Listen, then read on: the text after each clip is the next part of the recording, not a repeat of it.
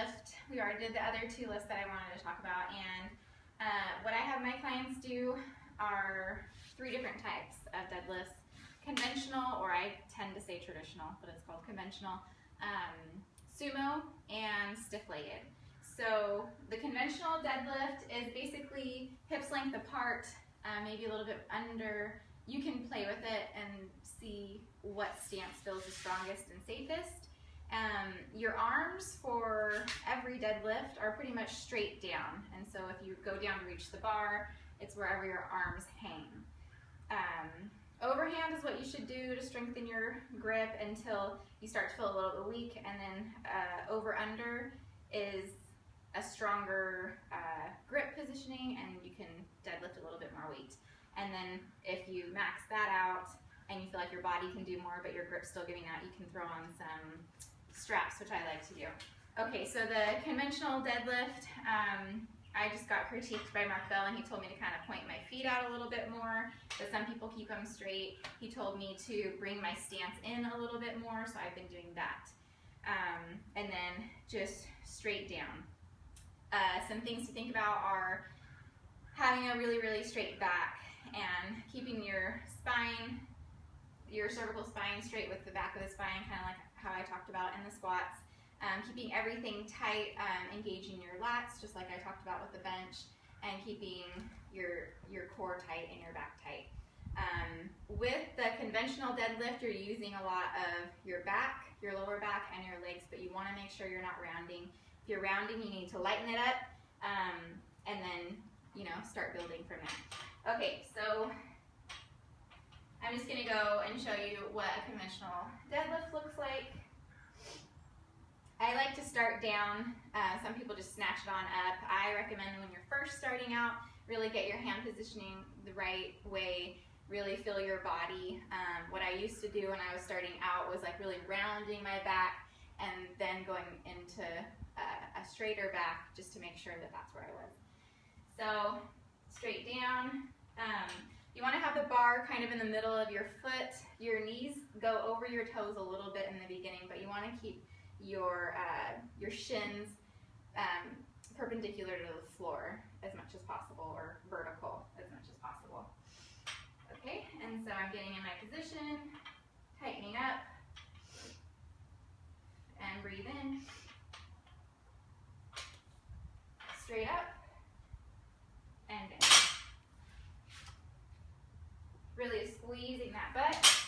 Something I tend to forget to do is extend the back a little bit more and go bring it forward. I tend to just kind of like hang forward, but you really should straighten it up all the way. And I tend to think about pushing my butt out towards the wall because I feel like it helps with keeping my shins vertical. But whatever verbal cues are best for you, try and figure that out. Okay, so for the straight leg, was that okay? Mm-hmm. I did. Okay, for straight leg deadlift, you don't have to keep your legs completely straight. You can bend your knees for safety. You don't want to blow out your knees or put too much stress on your knee joint. So same positioning, except you're not going to be bending down as much with your hips and your knees. You're going to keep them straight. A lot of the stress goes into your back. So if you have back problems, maybe not the best thing for you to be doing. So I'll show you what that looks like. I also, with my straight leg deads, I like to start with a conventional deadlift, just getting it up off the floor. It's just kind of how I do things. You don't have to do that. And then I go into a straight leg deadlift. So I'll do conventional, and then I'll do a couple reps of a straight leg.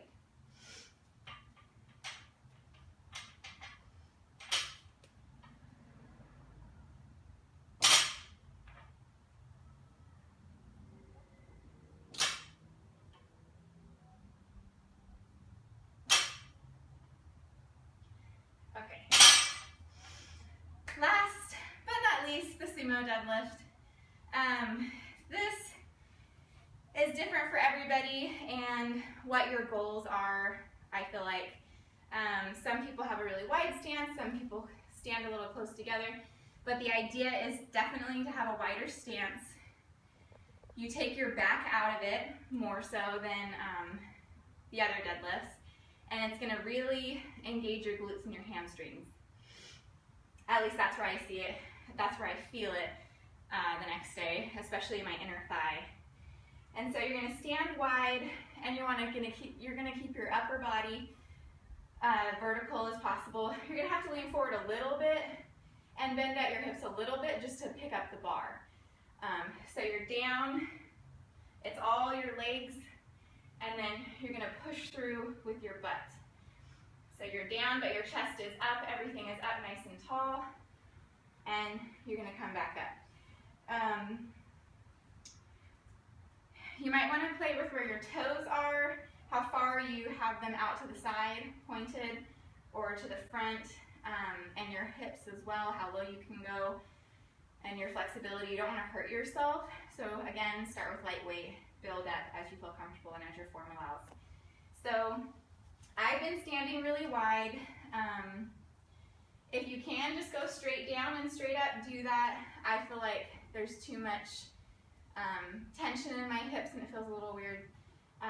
One of the things, again, that I was doing with Mark Bell is stretch reflex. Yeah, stretch reflex. And so as I go down, well, I guess I'll just show you. So I set up the bar. Your shins are perpendicular to the floor, right? You don't really go over. Yeah. And so I kind of have them pointed out, try and figure out where my shins are to the bar, so I have that same setup every time. I go down and I grab the bar. I'm kind of over the bar, but you want to stay nice and tall. And then what he has me do is stretch my hamstrings, really feel the stretch. And then I come down and push up, and that's really been working for me. But if you just go straight into it, try and stay tall. Try and keep the bar close to your legs. Does that look okay? Mm-hmm.